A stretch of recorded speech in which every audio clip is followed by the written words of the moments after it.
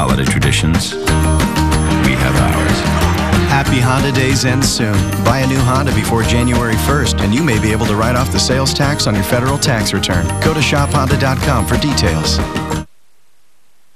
All right, yesterday it was four-time NASCAR champ Jimmy Johnson legitimized by the Associated Press as Male Athlete of the Year. Today, horse racing Breeder Cup star Zenyatta almost was named top female, but the mare was nudged out by the #1 tennis player in the world, and that would be Serena Williams. She got 66 of the 158 votes cast by the members of the AP. The little U.S. Open meltdown obviously did not hurt her. She took titles this year at Wimbledon, the Australian Open. She previously won the Female Athlete of the Year back in 2002, so congratulations to Serena Williams. Associated Press was busy today handing out the accolades. Here we go with football. As Nebraska Cornhuskers defensive tackle Demikong Suh named the AP College Player of the Year. He became the first defensive player ever to be named with this honor. Of course, he burst on the national scene and then really got exposure as he took the Texas offense and tore them apart.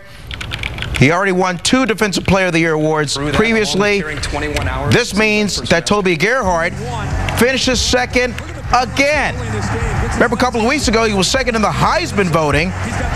And so now he's second for the Player of the Year voting by AP. So Toby Gerhart is going to have to take out that frustration at being a bridesmaid 2 times now on the Oklahoma Sooners.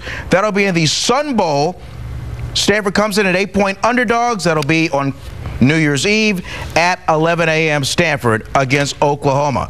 Our homage to Bowl Week continues with the one in San Francisco, the Emerald Bowl. And they're getting the field at AT&T Park all lined up. They are spraying, which would be center field at the park. And there you see some members of the USC team led by Pete Carroll, the head coach. I tell you what, no bigger draw than the USC Trojans as they got Boston College coming in. Pete Carroll, of course, locally bred, grew up in Marin, went to Redwood High School. Here's Pete Carroll at the press conference today. I think personally I love being back in San Francisco, hometown, and have a chance to play here at AT&T Park is also unique and challenging for us, and we're going to make the very most of it. We've never seen a challenge that we didn't try to max it out. When we heard that we were playing Southern Cal, it was you know, it was the good news, bad news. Like, you know, your mother-in-law went off the cliff in your Cadillac Escalade. You know, it got our attention. That certainly got our attention. Okay, so Boston College and USC, that'll be this coming Saturday at 5 o'clock, AT&T Park, the Emerald Bowl. And for those of you fans of the Cal football team, hey, what's going on? Cal is going to be playing tomorrow against Utah. Cal coming in a field goal favorite in the San Diego Poinsettia Bowl. That'll be tomorrow, kickoff shortly after 5 p.m. NFL, happy anniversary to former 49er Roger Craig. Grandpa now, but 24 years ago today, he became the first back with 1,000 yards rushing and receiving. Roger Craig, a semifinalist for the Pro Football Hall of Fame. Now, what do you get when you add current 49er players, a lot of kids, and a Visa card? A shopping spree today. Man, it's real cool, man. Like putting a smile on kids' face. Look at him, he just smiling. He just happy as he can be. He wants this. He's taking this. A lot of kids, they don't get the opportunity to do this, and it's like a dream come true to some of them. I always said this: the older they get, the boring the Christmas gets. But it's the older you get, the funner it gets now. Yeah, that's real nice. You got good taste, man. I weigh 500 pounds. Wow! Oh, no! Look at your muscles! No, it's because I'm chubby. Stop, my sister. Did you feel that? We see Vern's new nickname. We call him Muscles. That's what I call him. So how you doing, Muscles? You see that? That's my man.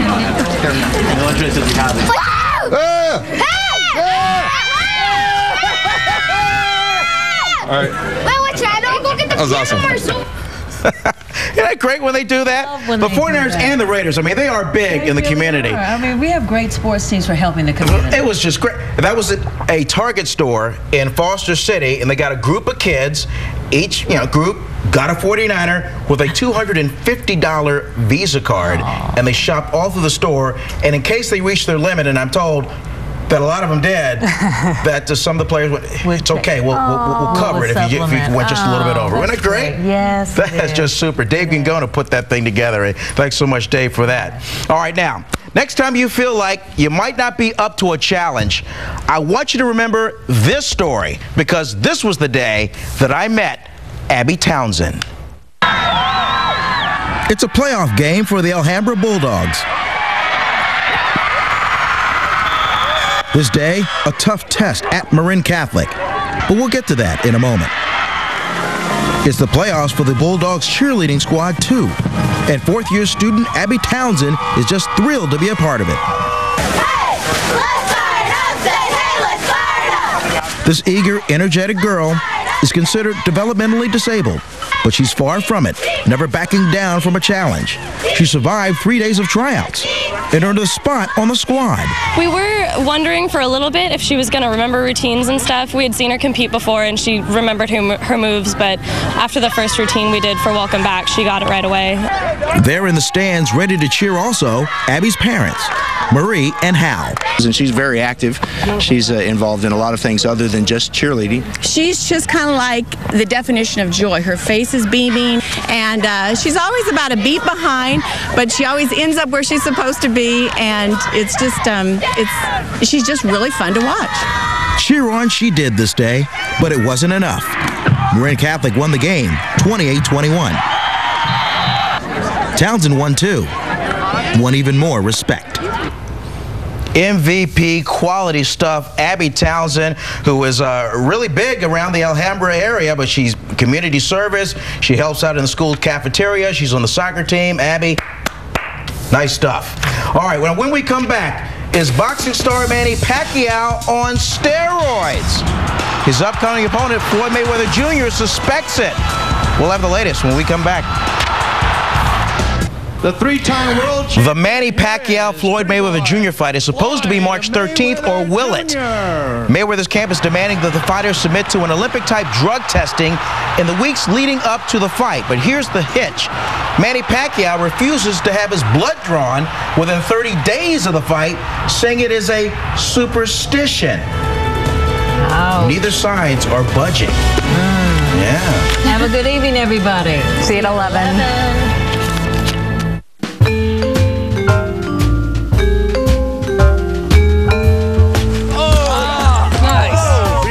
Coming this year.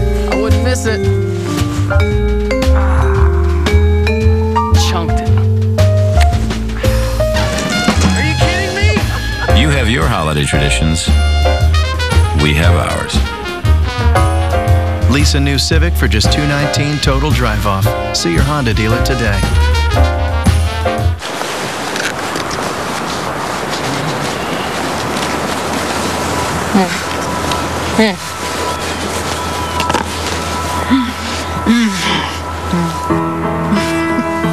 October 28th. Jenny Crooker finds out that even the finest four-star restaurant